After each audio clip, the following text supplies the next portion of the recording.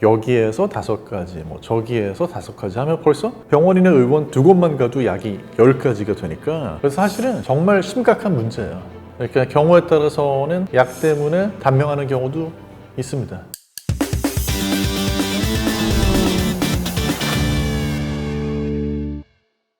네, 안녕하세요. 저는 약사면서 푸드라이터로 일하고 있는 정지현입니다.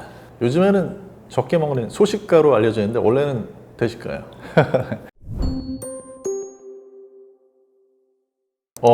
그렇게 생각하고요. 또 실제 우리가 데이터를 봐도 한국인이 약을 좀 많이 먹고 있죠. 2023년에 관련해서 연구 발표가 나온 걸 보면 이제 66세 젊은 노인 3명 중에 1명은 5개 이상의 약물을 이제 1년에 90일 이상 복용하고 있다. 이렇게 연구 결과가 나왔어요. 그리고 이제 절반 이상은 하나 이상의 노인이 복용하면 안 되는 약을 또 복용하고 있다. 이렇게 발표가 됐거든요. 근데 이제 재밌는 게 뭐냐면 이게 사실은 10년 전 연구를 봐도 그렇고 최근 연구를 봐도 그렇고 과거 연구를 봐도 그렇고 이제 가지수가 5가지 이상이 되는 경우가 상당히 많아요. 거기다가 이제 또 요즘에는 약은 약대로 5가지인데 그런 처방약 말고도 본인이 약국에서 구입해서 드시는 뭐 일반 약품에 더해서 또 약국 또 온라인 여기저기에서 구매한 건강기능식품까지 합치면 뭐 하루에 진짜 알약만 막 20가지, 30가지를 한 움큼씩 드시는 분들 있죠. 약 먹어가지고 배불러가지고 밥 못 먹겠다고 그런 분들 많이 계세요. 약의 가지수가 많아지면요, 이제 처방약 같은 경우는 어떤 문제가 생기냐면 약이 가지수가 많아지면 많아질수록 당연히 약하고 약의 어떤 상호작용이라든지 아니면 부작용이 발생할 가능성이 좀 높아질 수 있죠. 또 예를 들어 가지고 우리가 나이가 들게 되면 그 약의 부작용이 좀 더 취약하거나 민감하게 되기 쉬운데 이제 그런 상태에서 계속 누적이 되게 되면 그로 인해 가지고 뭐 인지 능력에 문제가 생긴다든지 마치 치매 비슷한 증상이 나타난다든지 지나가다가 어지러워 가지고 넘어져서 낙상을 입게 된다든지 이런 위험이 이제 가파르게 수직 상승을 하게 되거든요. 그래서 그런 부분에서 일단 처방약 가지수가 많아지는 거는 위험하죠. 피할 수 있는 방법은 있어요. 약에 대한 거부감은 있으신 것 같아요. 왜냐하면 약을 처방을 딱 받으면 전에 약국에 일을 할 때 보면은 약국 와가지고 딱 뭐 예를 들면 고혈압 약을 평생 처음 드신다, 고지혈증 치료제를 평생 처음 드신다, 이런 분들은 처음에 딱 오면 제일 궁금한 게 뭐냐면 이 약 평생 먹어야 되나요? 이걸 먼저 물어보세요. 네, 평생 먹어야 되나요? 이걸 먼저 물어보시는데 그게 무슨 얘기냐면 약이 싫은 거죠. 약 드시고 싶지가 않은 거예요. 건강기능식품이다, 영양제다 하면 좋은 거라고 생각하고 드시는데 약은 싫죠. 약에 대한 거부감은 가지고 계신데 그런데 왜 이렇게 가지수가 많은가? 그 이유 중에 하나는 뭐냐면 그 약을 드시는 분들, 복용자의 입장에서, 환자 입장에서는 어떤 게 있냐면 약이 효과가 있기를 바라다 보니까 그냥 뭐 알약 하나만 먹거나 2개만 먹거나 하면 효과가 조금 떨어진다고 생각하는 경향이 오래전부터 좀 있었고, 또 한 가지는 저도 이제 50대지만 나이가 들면 들수록 여기저기 쑤시는 데가 생기니까 이 병원도 가고 저 의원도 가고 하다 보면 갈 때마다 약을 처방을 받게 되니까 물론 그런 것들이 어느 정도는 DUR이라는 시스템에 의해서 걸러지지만 걸러지지 않고 중복이나 과잉 처방이 되는 약들도 있거든요. 여기에서 5가지, 뭐 저기에서 5가지 하면 벌써 병원이나 의원 2곳만 가도 약이 10가지가 되니까, 그래서 사실은 정말 심각한 문제예요. 대단히 심각하죠.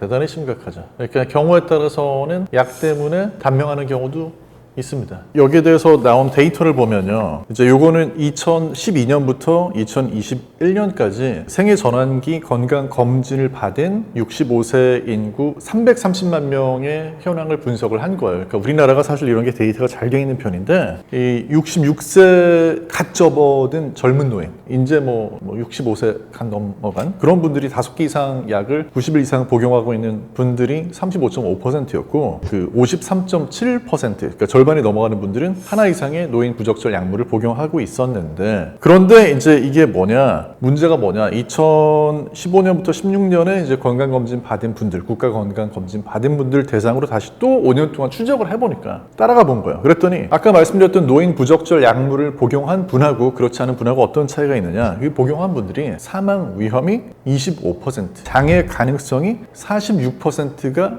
상승했다는 거예요. 그러니까 이제 무슨 얘기냐면 부적절한 약물, 이 부적절한 약물이라는 건 뭐냐면 쉽게 얘기해서 필요 없는데 처방을 받은 약이라든지 아니면 노인은 처방받았다가 어떤 위험이, 부작용 위험이라든지 이런 것들이 증가하기 때문에 피해가야 되는데 처방을 받았다든지 다른 더 나은 약이 있는데 이제 약이 잘못 처방이 되는 경우라든지 이런 것들을 다 합쳐가지고 부적절한 약물이 처방이 되게 되면 사망 위험이 25%, 장애 가능성이 46% 상승했다는 거는 어마어마하죠. 어마어마하고 그러니까 내가 복용 중인 약이 어떤 약들인지 또 어떤 불필요한 약은 없는지 하는 이런 것들을 점검을 하고 리뷰를 해봐야지 된다는 거죠 원래. 예를 들면 이뇨제 처방을 받았을 때 이뇨제는 당연히 소변을 더 많이 보게 만드는 그런 약이니까 그러면 그것 때문에 밤에 화장실을 자꾸 가야 되니까 당연히 잠을 제대로 잘 수가 없고 비뇨기과 가가지고 뭐 요실금이라든지 이런 쪽의 약을 처방을 받았는데 뭐 그런 약들이 입이 마른다든지 하는 그런 부작용도 있을 수 있지만 그건 입 마른 정도가 아니고 이제 그걸 항콜린 부작용이라고 하는데 어떤 경도의 가벼운 정도의 인지장애가 나타나는 거예요. 그래서 그 약을 처방을 받았더니 막 기억이 잘 안 난다든지 우리 집이 어디지? 하는 뭐 찾아가는데 어려움을 겪는다든지 어떤 경우에는 처음 찾아간 병원에서 그런 걸 물어보는데 본인이 빠뜨리고 얘기를 안 해주면 모를 수 있잖아요. 굉장히 어떤 연쇄 처방이나 중복 처방이나 잘못된 처방을 불러일으킬 수 있고 또 한 가지만 여기서 첨언을 하면은 꼭 기억하셔야 되는 게 약을 처방을 받았을 때는 제대로 복용하시고 질환 자체를 관리하셔가지고 가지수가 늘어나지 않게 해주시는 것도 진짜 중요해요. 고혈압 때문에 약 처방 받을 때 대부분의 경우에는 한두 가지만 처방받고 끝납니다. 그걸 잘 드셔야 돼요. 뭐 한두 가지 아니면 많으면 한 세 가지 처방받은 걸 잘 드시면 평생 그 약으로 그냥 가실 수도 있어요. 근데 이제 그걸 약을 제대로 안 드신다든지 아니면 약을 드시면서 뭐 술 이제 그만 드셔라, 흡연 그만 하셔라 이렇게 말씀 들었지만 안 지켜주고 어느 날 갑자기 심장 쪽에 문제가 생겨서 심장마비 같은 게 와가지고 병원에 한번 입원을 했다가 퇴원을 하게 되면 약의 가지수가 그때부터는 이때는 뭐 이제 7가지, 8가지 이렇게 늘어날 수밖에 없어요. 그리고 그때는 가지수를 줄일 수 없는 상태가 되거든요. 그러니까 그렇게까지 안 되시려면 가능하면 약의 가지수가 적을 때 이걸 잘 관리하셔가지고 최대한 이 적은 약을 가지고 내가 평생 한번 살아봐야 되겠다 이런 생각 하셔야죠. 캐나다에서 약사로 일을 할 때 그때 이제 더 많이 봤었는데 약이 한 2가지, 3가지였던 분이 어느 날 갑자기 이제 약국에 오셔야 될 때 안 와요. 그 다음에 이제 좀 시간 지나가지고 본인이 못 오고 이제 배우자가 보통 처방을 딱 들고 오는데 그 사이 병원 입원한 거죠. 그래서 병원 한번 입원하고 나면은 그 다음에는 이제 심장 쪽에 일단 약 사용하는 거 가지수가 처음에는 혈압약이었는데 이제 혈압약이 더해서 뭐 심부전이나 이런 게 오니까 이제 그런 것들 약의 처방이 갑자기 확 늘어나고 또 사람이 그렇게 한번 불행한 사건을 겪고 나면 그 다음부터는 불안하거든요. 불안하죠. 혹시라도 이 일이 나한테 또 생길까 봐. 그렇게 불안하니까 불안 증상에 대한 약도 또 쓰게 되고 기분 안 좋죠. 우울증 증상 나타나니까 또 거기에 대해서 항우울제 쓰게 되고 잠 안 오죠. 잠 안 오니까 또 수면제 처방하게 되고 뭐 약을 여러 가지 먹으니까 속 안 좋죠. 그러니까 위장약 처방 거기 또 추가되고 이렇게 되다 보니까 약의 가지수가 정말 늘어날 수밖에 없는 거예요. 그렇게 되면 이제 약이 막 한 번 올 때 정말 2-3가지였던 분이 약이 10가지, 15가지, 20가지 이렇게 되는 경우를 사실은 생각보다 자주 보게 돼요. 일단은 제가 꼭 말씀드리고 싶은 게 몇 가지가 하나는 약이 가지수가 많을수록 안 좋은 게 맞고요. 또 반대로 이렇게 말씀을 드리면 헷갈린다 하실 수 있겠지만 헷갈릴 수 있어요. 조금 복잡하니까. 하지만 알아두셔야 되는 게 약이 경우에 따라서는 가지수가 많아지면 더 좋아지는 경우도 있습니다. 그러니까 예를 들면 어떤 경우냐면 혈압약을 사용하는데 한 가지 성분 가지고는 혈압이 조절이 잘 안 돼요. 그러면 보통 어떻게 하냐면 그 한 가지 약을 용량을 계속 늘리는 게 아니고 이거는 이 상태에 두고 약을 하나 추가해요. 그러면 둘 다 적은 양을 쓰면서 혈압이 더 조절이 잘 될 수 있거든요. 그런 경우에는 가지수가 늘어나는 게 오히려 도움이 될 수도 있어요. 왜 이렇게 복잡하냐? 그렇게 복잡한 거예요. 그렇게 복잡하지만 여기에서 또 한 가지 기억하셔야 되는 건 그러면 나는 의사도 아니고 약사도 아닌데 간호사도 아닌데 약을 어떻게 이렇게 복잡한 걸 알아야 돼?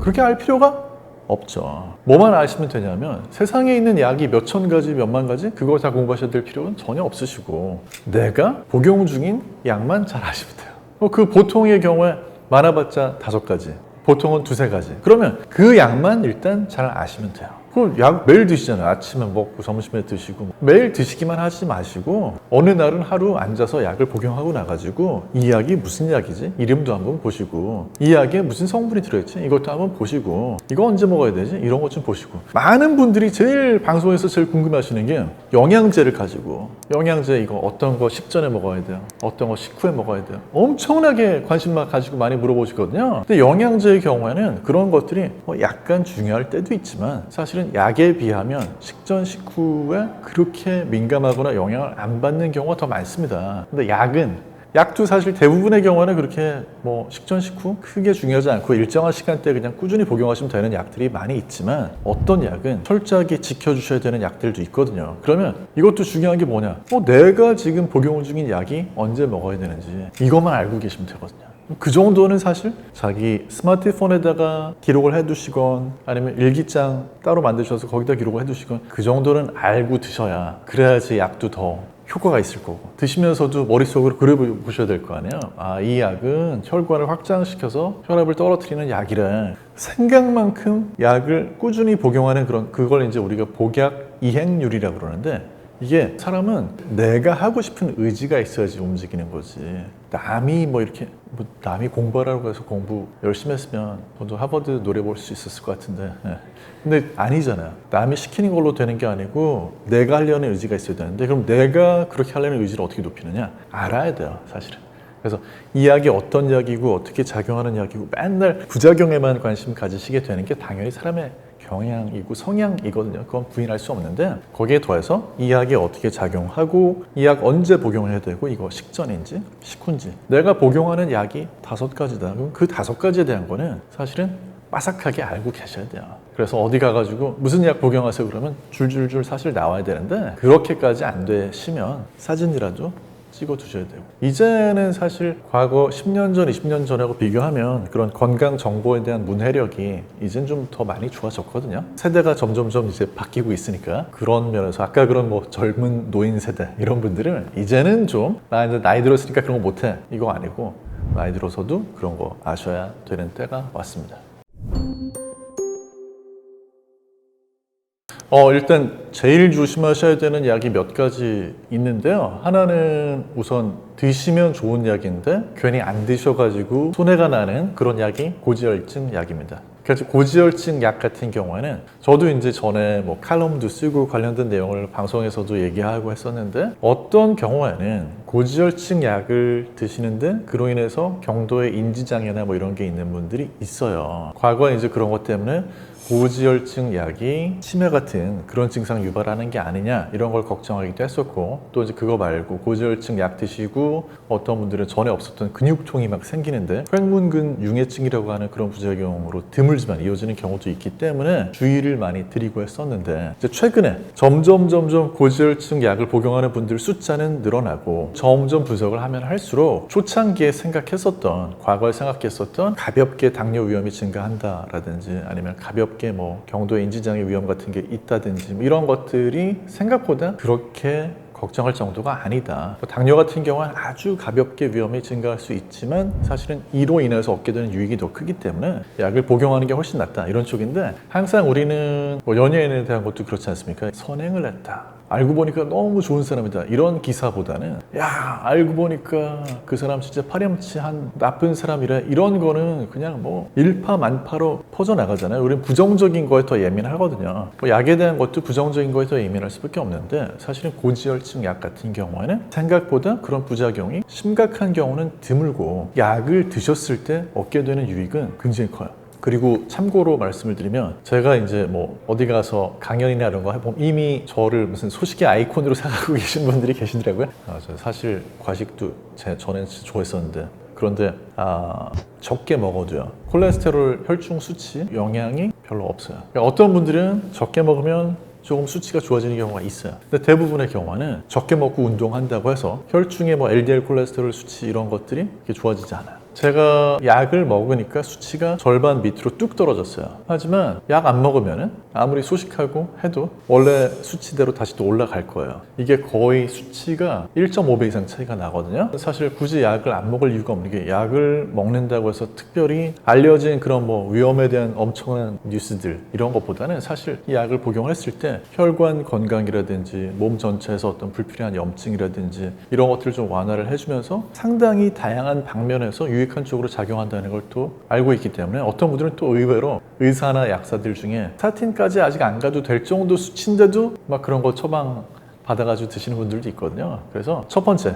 고지혈증 치료제 처방 받았을 때는 굳이 뒤로 미루지 마시고 빨리빨리 일찍 드셔가지고 뭐 그 처방 받았을 때 그때부터 드셔야 나중에 10년, 20년, 30년이 지났을 때 오히려 건강에 더 유익할 수 있다. 이거 좀 기억을 하시면은 좋을 것 같아요. 그리고 이제 꼭 말씀을 드리고 싶은 게 그 약 중에 기립성 저혈압이라는 거를 유발하는 약들이 있거든요. 이제 그 약을 드실 수밖에 없는 상황은 생겨요. 예를 들면은 남성 같은 경우에 전립선 비대증.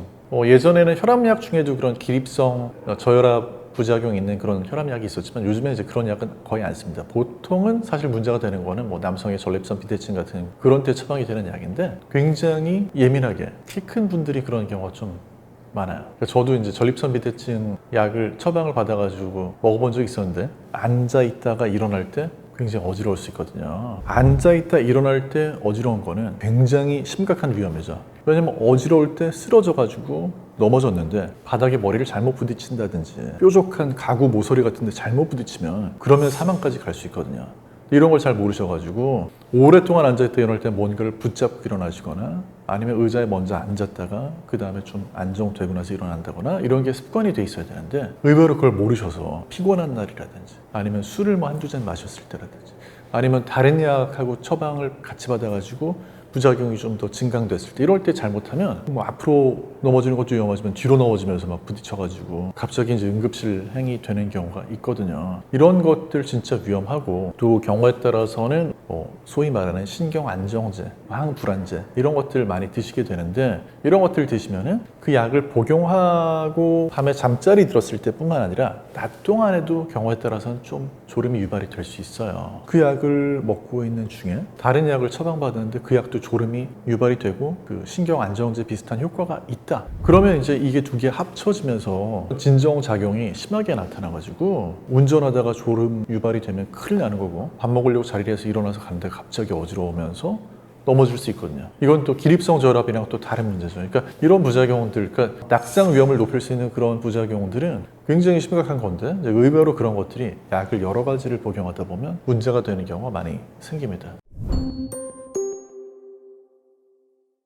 그래서 1차적으로는 심평원에서 제공하는 DUR이라는 시스템을 통해서 의사가 처방할 때 또 약사가 조제할 때 컴퓨터에서 한번 걸러주긴 해요. 그렇긴 하지만 경우에 따라서는 이제 그런 것들이 이거는 넘어가도 되겠네 해서 이제 오버라이드해서 넘어가가지고 나오는 경우도 있고 사실 이 병원 저 병원 다니다 보면은 그런 것들이 좀 누적돼서 많아질 수 있기 때문에 이런 부분은 사실 정부가 좀 해결해줘야 되는 부분이긴 해요. 해외 같은 경우에는 예를 들면 뭐 미국이나 캐나다나 같은 경우는 약사한테 내가 복용 중인 약들 여기서 이제 사실 제일 중요한 약은 처방약이죠. 모아가지고 처방전을 가지고 가거나 뭐 아무튼 뭐 그런 약을 가지고 가거나 가지고 가서 리뷰를 받아요. 1년에 한두 번씩. 그러면 이제 그걸 가지고 이제 다제 약물 복용자들이 어떤 약은 빼야 되는데 지금 모르고 복용 중인지 또 어떤 약은 불필요한 약을 복용 중인 건 없는지 아니면 용량 조절이 필요한 건 없는지 이런 걸 이제 점검을 해줍니다.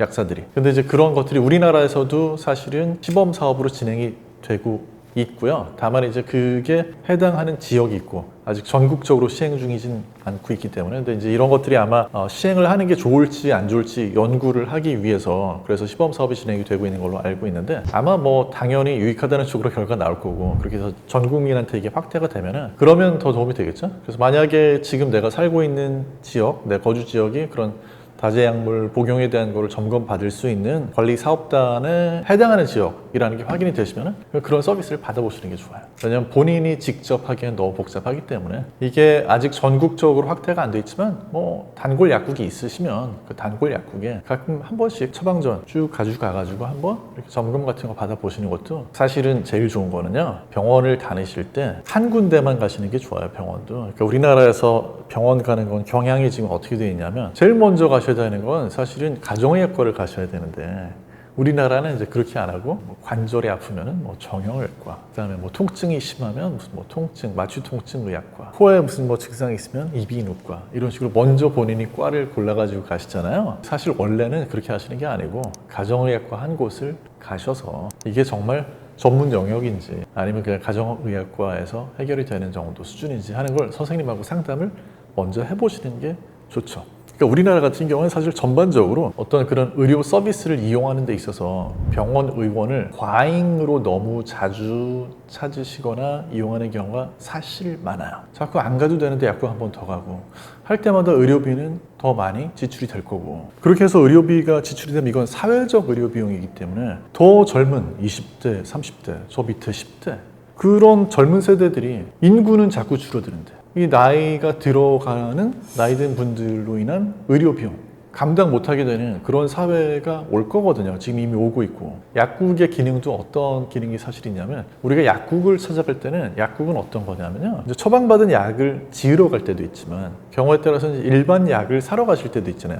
처방 없이 그냥 구입할 수 있는 그런 가벼운 두통약이나 감기약 그때 약사하고의 대화도 진짜 중요한 게 약국은 그냥 그런 약을 가서 개보린 주세요, 펜젤 주세요, 바꿔주세요 이게 아니고 내가 어디가 어떻게 안 좋아서 지금 어떤 약을 구입하러 왔는지를 설명하시면 경우에 따라서는 지금 이거는 약국의 약으로 해결이 안 되고 병원을 가셔야 된다 라는 거를 이제 이야기를 들을 수 있는 곳이 약국인 거고 또 병원에서는 아까 말씀드린 것처럼 처음에 가정의학과를 가시면 그러면 이제 거기에서 다른 병의원에 방문을 해야 될 필요가 있는지를 이제 상담을 받으시는 그런 곳이 되는 거니까 이 순서만 정확히 아셔도 위험을 줄일 수 있죠. 사실 저 이제 캐나다에 있을 때 근데 이제 사례를 찾아보면 본인이 암인 걸 모르고 아마 백혈병이었던 것 같아요. 근데 본인이 암인 걸 모르고 약국에 가가지고 약국에서 영양제 좀 추천해달라고 했다가 이제 증상을 들어본 약사가 이건 실제로 이제 캐나다에서 있었던 사례거든요. 근데 워낙 그 유명한 사례고 캐나다 약사회 차원에서도 이제 홍보를 위해서 환자 동의를 얻어가지고 동영상도 있고 한데